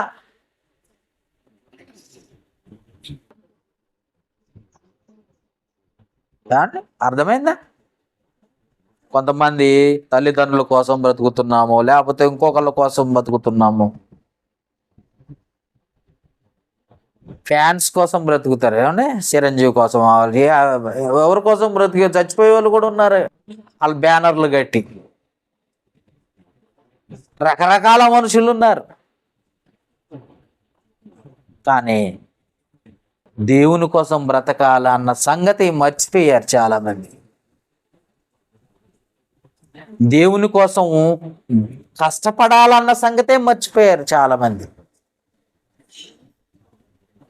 దేవునికి ఇష్టంగా బ్రతకాలంటే ఎంత కష్టమును అనుభవించాలో మర్చిపోయారు చాలా మంది.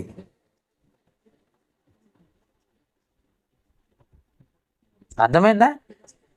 చిన్న ఎగ్జాంపుల్ చెప్పాలి. బోరు బావిలో పడిపోయిన బాలుడు అన్నాడు. ఎన్ని ఫీట్ల లోతుల్లోకి వెళ్ళిపోయాడు అండి అంటే మొదట 150 అడుగుల లోతుల్లో ఉన్నాడు. ప్రభుత్వము సకాలంలో స్పందించి వెళ్ళి ఆ తవ్వకాలు మొదలుపెట్టింది.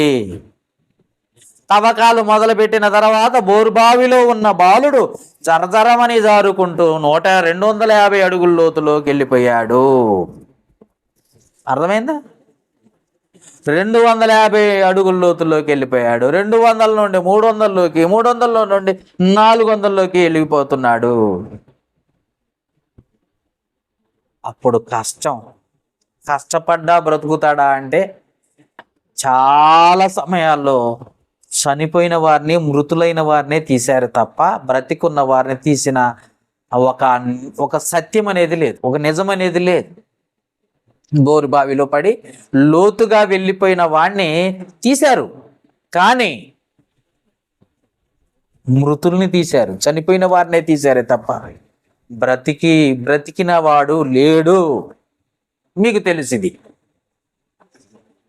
మరి నువ్వు వెళ్ళే స్థలం ఎలాంటిదో తెలుసా? అగాధం, అనరకం,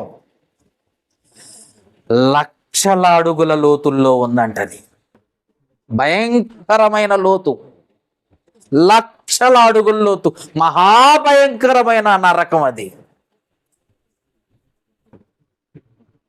అందుకే ఆ నరకంలో పోవద్దని తండ్రి చెప్తున్నా, కుమారుడు చెప్తున్నా, పరిశుద్ధాత్ముడు చెప్తున్నా. ఈరోజు నేను హెచ్చరిస్తున్నా, గద్దిస్తున్నా. లాజరు జీవితాన్ని చూపించిన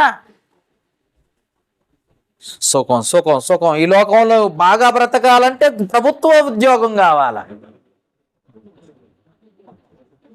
60 సంవత్సరాలు అన్నం పెట్టే ఉద్యోగం కోసం బతుకుతున్నావే తప్ప 60 కూడా కాదు, 58 ఏమో చేసుంటారేమో ఈ మధ్య కాలంలో. ఇంకో 2 సంవత్సరాలు అధికంగా పెంచి, ఎందుకంటే రాజకీయ నాయకులు కదా, ఓట్ల కోసం 2 సంవత్సరాల పదవీ కాలం కూడా పెంచుతున్నారు ఈ మధ్య కాలంలో. 60 సంవత్సరాల అన్నం పెట్టే దానికోసం కోటి విద్యలు కూటి కొరకు అన్నట్టుగా భోజనం కొరకు కాదు నాయన, దేవుని కొరకు బ్రతకాలి. ఇప్పటి వరకు దేవుడు నిన్ను పోషిస్తూనే ఉన్నాడు, సంరక్షిస్తూనే ఉన్నాడు. కానీ నువ్వు దేవుని కోసం ఏం బ్రతికావు, ఎంత కష్టపడ్డావు, ఇది లెక్కకొస్తుంది. దాసుల దగ్గర లెక్క చూసుకొన కోరుచున్న యజమానుడు ఆయన. ఏం చేసావు నా కోసం, ఎంత కష్టపడ్డావు నా కోసం, బాగా సుఖాన్ని అనుభవించావా దేవుడి పేరు చెప్పుకొని, దేవుడి పేరు చెప్పి బాగా సంపాదించావా, దేవుడి పేరు చెప్పుకొని బాగా ఒంటి మీద వస్త్రాలు, కారులు ఇవన్నీ సంపాదించావా? ఆ మధ్య కాకినాడలో ఒక ఆయన ఉన్నాడు, దాదాపు 200 ఎకరాలు సంపాదించాడట దేవుడి పేరు చెప్పి. 200 ఎకరాలే, వామ్మో. అవును, ఎందుకంటే దేవుడు అంటేనే డబ్బు, డబ్బు అంటేనే దేవుడు, దేవుడి పేరు చెప్పటం, డబ్బు సంపాదించటం. ఎక్కడో 100కో 1 ఉన్నారండి దేవుని కోసం నిజంగా యథార్థంగా బ్రతికే వాళ్ళు. వాళ్ళని పట్టించుకున్న వాళ్ళే లేరు.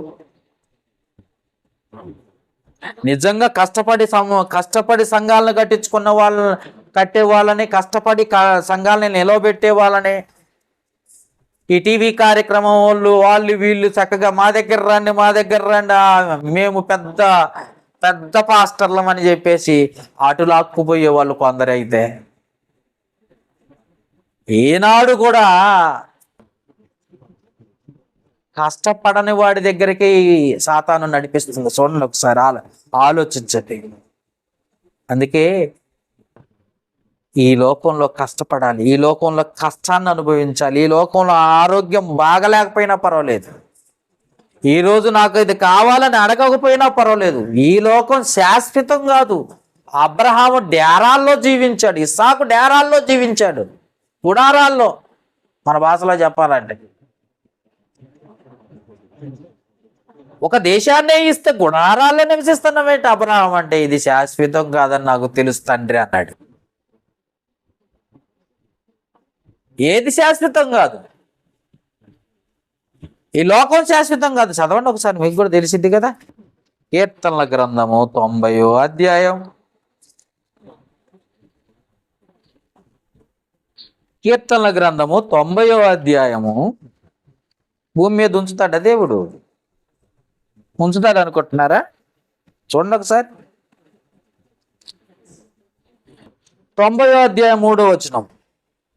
నీవు మనుషులను మంటికి మార్చుచున్నావు, నరులారా తిరిగి రండిని నీవు సెలవిచ్చుచున్నావు. నీ దృష్టికి 1000 సంవత్సరంలో గతించి నిన్నటి వలె ఉన్నవి, రాత్రి అందులో ఒక జాము వలె ఉన్నవి. ఒక్కడిని కూడా భూమి మీద విడిచిపెట్టేవాడు కదట, ప్రతి వాణ్ణి పిలిచేస్తాడంట. చావు పిలుస్తుంది అంతే. దేవుడు పిలవటం అంటే చావు పిలవటమే, రా అంటే నైట్ పోవటమే.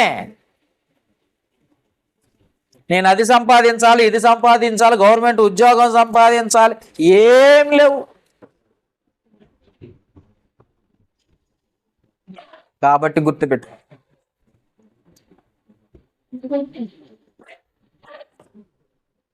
ఏది శాశ్వతం కాదు. అందుకనే లోకంలో ఏది శాశ్వతం కాదు, లోకంలో ఏది నిజం కాదు. బైబిల్లో ఇంకొక మంచి మాట రాసుంది, మత్తయి సువార్త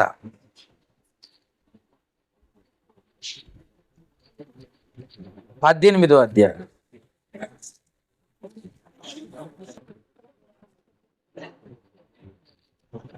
18వ అధ్యాయం 14వ వచనం. 18వ అధ్యాయం 14వ వచనం. మత్తయి సువార్త 18వ అధ్యాయం 14వ వచనం. అలాగుననే ఈ చిన్నవారిలో ఒకడైనను నశించుట పరలోకమందున్న మీ తండ్రి చిత్తము కాదు. ఏ ఒక్కడు నశించిపోవటం దేవునికి ఇష్టం లేదు. ఏ ఒక్కడు నశించిపోవటం దేవునికి ఇష్టం లేదు. అందుకే ప్రతి వారు ఈ భూమి మీద కష్టాన్ని అనుభవించాలి, కష్టపడి దేవుని లోకానికి, దేవుడున్న పరలోకానికి చేరుకోవాలన్నదే దేవుని కోరిక. ఏ ఒక్కరిని విడిచిపెట్టేవాడు కాదు, ప్రతి వానికి పిలుపు ఉంది, ప్రతి వాడు వెళ్ళాల్సిందే. ప్రతి వాడు పరలోకానికి వెళ్ళాల్సిందే, వెళ్ళాలని ఆశ కలిగి ఉన్నాడు దేవుడు. కానీ ఈరోజు ఎంతమంది అంత ఇష్టంగా పరలోకం కోసం కష్టాన్ని అనుభవించే వాళ్ళు, ఎంతమంది దేవుని కోసం నిజంగా బ్రతికే వాళ్ళు, ఎంతమంది ఏమీ లేకపోయినా దేవుని కోసం నిలబడే వాళ్ళు ఉన్నారో ఒక్కసారి ఆలోచించు. ఒకనాటి కాలంలో నోవాహు కనపడుతున్నాడు, మరొక కాలంలో మోషే కనపడుతున్నాడు, మరొక కాలంలో యేసు కనపడుతున్నాడు. దేవుని కోసం నిలబడ్డారు వీళ్ళు, దేవుని కోసం పనిచేశారు వీళ్ళు. మరి ఈరోజు మనం ఎవరి కోసం నిలబడుతున్నాం? మనం దేనికోసం నిలబడుతున్నాం? మనం దేవుని కోసం ఉన్నామా లేదా? ఒక్కసారి ఆలోచించండి. దేవుని కోసం నిలబడితేనే, దేవుని కోసం కష్టపడితేనే, దేవునిలో ఉంటేనే తప్ప పరలోకం లేదని లాజరు గ్రహించాడు. అందుకే మన అంశం ఏంటో తెలుసా? కష్టపడతావా, సుఖపడతావా? లాజర్లా కష్టపడతావా, ధనవంతుడిలాగా సుఖపడతావా? అబ్రహాము రొమ్మునున్న ఆనుకొని ఉన్న లాజర్లా కష్టపడతావా? పరలోకంలో దూతలను పంపించాడట దేవుడు. దూతలు తీసుకొని పోయాయట లాజర్ని. కానీ ధనవంతుని కోసం ఎవ్వరు రాలేదు. ఎందుకంటే సుఖం సుఖం సుఖం బహుగా సుఖాన్ని కోరుకున్నాడు. బహుగా ఈ లోకానుసారంగా బ్రతికాడు.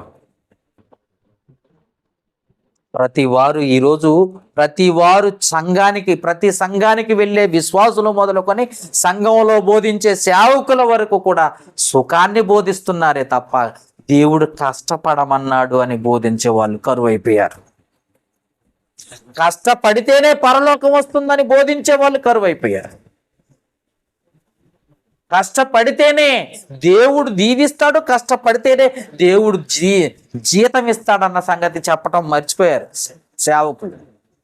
విశ్వాసులు కూడా సుఖానికి అలవాటు పడిపోయారు. విశ్వాసులు కూడా ఈనాటి క్రైస్తవుల్లో చాలా మందికి సుఖం సుఖం సుఖం సుఖం. దేవుని నమ్ముకో సుఖంగా ఉంటావు. దేవుని నమ్ముకో ఆశీర్వదిస్తాడు. దేవుని నమ్ముకో ధనం వస్తుంది. దేవుని నమ్ముకో కోర్టు కేసులు గెలుస్తావు. దేవుని నమ్ముకో ఆరోగ్యం వస్తుంది. దేవుని నమ్ముకో ఆయుష్నిస్తాడు. అన్నీ దేవుడి పేరు చెప్పి మోసం చేసేవాళ్ళే తప్ప లాజరులా బ్రతికిన వాళ్ళు, లాజరు ఏ రోజు కూడా అడగకుండా లాజరులా బ్రతికిన వాళ్ళు ఎవ్వరు లేరు. కాబట్టి జ్ఞాపకం చేసుకుంటే మనమైనా సరే దేవుని కోసం ఏం చేస్తున్నామో ఒక్కసారి పరిశీలించండి.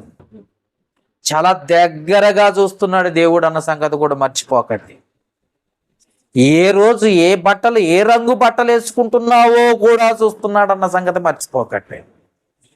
ఏ క్రియలు జరిగిస్తున్నావో, హృదయ అంతరంగంలో ఏం ఆలోచిస్తున్నావో కూడా జ్ఞాపకం చేసుకుంటున్నాడు, చూస్తున్నాడు అన్న సంగతి కూడా మర్చిపోవద్దు. ఏం ఆలోచిస్తున్నావు? ఏ ప్రయత్నాలు చేస్తున్నావు? దేవుని కోసమా? మనుషుల కోసమా? దేనికోసం నీ జీవితం వ్యర్థం చేసుకుంటున్నావు? అన్నీ చూస్తున్నాడు దేవుడు. విడిచిపెడతాడు, మరిచిపోతాడు, క్షమిస్తాడు అంటే కుదరదు. నీకిచ్చిన అవకాశాన్ని నువ్వు సద్వినియోగం చేసుకున్నావా లేదా? అర్థమైందా? చాలా మంది ప్రశ్న అడుగుతారు, ఒకవేళ క్షమించడా దేవుడు? ఒకడికి 1 తలంతు ఇచ్చాడు, ఒకడికి 3 తలంతులు ఇచ్చాడు. మన భాషలో చెప్పాలంటే ఒకడికి 1 రూపాయి ఇచ్చాడు, మరొకడికి మరొక 3 రూపాయలు ఇచ్చాడు, మరొకడికి 5 రూపాయలు ఇచ్చాడు. 1 రూపాయి ఇచ్చిన వాడేమో భూమిలో దాచిపెట్టుకున్నాడు, 3 రూపాయలు ఇచ్చిన వాడు 6 రూపాయలు చేసి చూపించాడు, 5 రూపాయలు ఇచ్చిన వాడేమో 10 రూపాయలు చేసి చూపించాడు. మంచి నమ్మకమైన దాసుడా అన్నాడు వారిని. మరి 1 రూపాయి ఇచ్చి భూమిలో దాచిపెట్టుకున్నావు, అడగని కూడా విత్తన కాడ కోయి వాడవు నువ్వు అని నాకు తెలుసు, అందుకే నేను నీకు నువ్వు నాకేమి ఇచ్చావు అదే నేను జాగ్రత్తగా దాచి నీకు ఇస్తున్నాను అన్నాడు.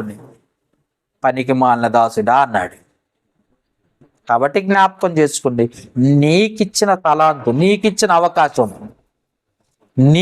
అవకాశాన్ని నువ్వు సద్వినియోగం చేసుకుంటున్నావా? నీకిచ్చిన తలాంతుని సద్వినియోగం చేసుకుని, నీకిచ్చిన అవకాశం అంటే నీకిచ్చిన జీవితాన్ని దేవునికి ఇస్తున్నావా? అది ప్రశ్న. నీకిచ్చిన జీవితాన్ని, నీకిచ్చిన ఆయుష్ను దేవుని కోసం కష్టపడుతున్నావా? సుఖం సుఖం సుఖం సుఖం సుఖం సుఖం చచ్చిపోయేంత వరకు సుఖపడ్డావు అనుకో, నువ్వు ఖచ్చితంగా నీ జీవితం తల్లకిందులైపోద్ది, రివర్స్ అయిపోద్ది, అడ్డమైపోతావు, చివరికి నరకంలో పడిపోతావు. నేను ఇందాక చెప్పిన బోరుబాయి అంతేక బోరుబాయే తక్కువ, ఇది లక్షల్లోతుంటది. అగాధం లక్షల్లోతుంటది, లక్షల అడుగుల లోతుల్లో ఉంటావు నువ్వు. అక్కడ అగ్ని ఆరదు, పురుగు చావదు, అగ్ని ఆరదు, పురుగు చావదు, కేకలు, అరుపులు భరించలేము. అది తెలుసుకున్న లాజరే ముందు కష్టపడ్డాడు, తినటానికి లేకపోయినా బ్రతికేశాడు, దేవుని కోసం బ్రతికి చచ్చిపోయాడు. మరి నువ్వు దేనికోసం? ఈ జీవితం దేనికోసం? ఇప్పటికి 20 అయినాయి, 30 సంవత్సరాలు, 40 సంవత్సరాలు, 50 సంవత్సరాలు, ఇప్పటి వరకు నువ్వు దేవుని కోసం ఏం చేసావు? ఎలా బ్రతుకుతున్నావు? ఎలా ఉన్నావు? కాబట్టి జ్ఞాపకం చేసుకో. ఎలా ఉన్నావో, ఎలా ఉంటున్నావో కనపడుతుంది దేవునికి. చూస్తున్నాడు దేవుడు, పరిశీలిస్తున్నాడు దేవుడు. మంచివారిని చూస్తున్నాడు, చెడ్డవారిని చూస్తున్నాడు. నువ్వు తప్పించుకుంటావా? తప్పించుకోవటానికి లేదనే కదా ఆయన బాధ. ఇదిగో ఎవరి కోసం సిద్ధపరిచాడట చూడండి ఒకసారి. నరకం ఎవరి కోసం సిద్ధపరిచాడట? పేతురు రాసిన పత్రిక చూడండి ఒకసారి. ఎవరి కోసం సిద్ధపరిచాడు?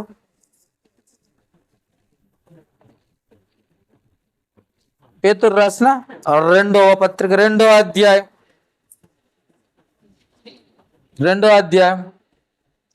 4వ వచనంలో, దేవదూతల పాపము చేసినప్పుడు దేవుడు వారిని విడిచిపెట్టక పాతాళలోకమందలి కటిక చీకటి గల బెలములో త్రోసి తీర్పున కావలి ఉంచబడిన వారిని అప్పగించెను. ఇది ఎవరి కోసం సిద్ధపరిచాడు? ఎవరి కోసమట చూద్దాం ఒకసారి. మత్తయి సువార్త 25వ అధ్యాయం. మత్తయి సువార్త 25వ అధ్యాయం. మత్తయి సువార్త 25వ అధ్యాయంలో రాయబడిన మాటలు మనం చూస్తే 40వ వచనం నుండి చదువుతాం. 41. అప్పుడు ఆయన ఎడమవైపు ఉండి వారిని చూసి, శపింపబడిన వారిలారా, నన్ను విడిచి అపవాదిని వారి దూతలకు సిద్ధపరిచి. ఎవరి కోసం సిద్ధపరిచాడు? నరకం ఎవరి కోసం? నరకం అనేది దేవదూతల కోసం. ఎందుకంటే సాతాను గాని సొత్తు కోసం సిద్ధపరిచాడు. నరకం అనేది మన కోసం కాదు. కానీ మనం ఏం చేస్తున్నామంటే సాతాను మాటలకు లొంగిపోయి వాడి క్రియలు ఏం చేయమన్నాడు వాడు అదే చేసుకుంటూ పోతున్నాం గనక మనం కూడా అదే స్థలానికి వెళ్ళిపోతున్నాం. అందుకే ఏమంటున్నాడు? నన్ను విడిచి అపవాదిని వాని దూతలకును సిద్ధపరచబడిన నిత్య నరకాగ్ని అనగా నరకమో లోనికి పోవుడి అన్నాడు. పరలోకం కోసం, అందరి కోసం పరలోకం సిద్ధపరిస్తే దేవుని మాట వినక, దేవుని మాటల చొప్పున నడవక, సుఖాన్ని కోరుకొని, ఇష్టాన్ని జరిగించుకొని, ఇష్టం చొప్పున బ్రతికి చివరికి చనిపోయి, ఇదిగో అపవాది వాని దూతలకు సిద్ధపరిచిన స్థలానికి మనం వెళ్ళే స్థితికి దిగజార్చాడు. వాడు ఒక్కడే వెళ్ళటం కాదు, మన కూడా తీసుకుపోతున్నాడు. మనం దేవుని బిడ్డలం కదా, మన కూడా తీసుకుపోతున్నాడు. ఇకనైనా తెలుసుకున్నాం, ఇకనైనా మారటానికి ప్రయత్నం చేయాలి. ఇకనైనా మన బ్రతుకు చిన్నదన్న సంగతి గుర్తుపెట్టుకోండి. ఈ జీవితం చాలా తగ్గిపోయింది, అయిపోయింది. ఇక చివరి దశకు వచ్చాం కనుక ఇకనైనా జాగ్రత్త పడాలన్న ఆలోచన కలగండి. అప్పుడు కానీ మార్పు చెంది దేవుని కొరకు బ్రతికితే రేపు భవిష్యత్తులో పరలోకానికి వెళ్ళటానికి అవకాశం ఉంటుంది. భూమి మీద దేవుని కోసం బ్రతికి ఎవ్వరు నీ దగ్గరికి రారు. ఎవరితో నీకు సంబంధం లేదు. ఎవరు ఉన్నా లేకపోయినా దేవుడుంటే చాలనుకో. ఒకవేళ చనిపోతే అప్పుడు దేవదూతలు వస్తారు. లోకం కోసం బ్రతికితే దేవదూతలు రారు. అదే చెప్పాడు ధనవంతుడి జీవితాన్ని, లాజరు జీవితాన్ని. ఈ లోకంలో కష్టపడతావా, సుఖపడతావా, నీ చేతుల్లో ఉంది. నీ చేతుల్లోనే అన్ని అవకాశాలు ఇచ్చాడు, చేతుల్లో పెట్టాడు. ఏది కోరుకుంటావో నీ ఇష్టం. దేవుడుండు స్థలమునా, సాతానుడుండే స్థలమా? ఏది? 2 స్థలాల గురించి చెప్పాను. మరణించిన తర్వాత 2 స్థలాలు ఉన్నాయి. ఒకటి ఆనందించే చోటు, ఒకటి దుఃఖపడే చోటు. దుఃఖపడే చోట్లనేమో సాతానుగాడు ఉంటాడు,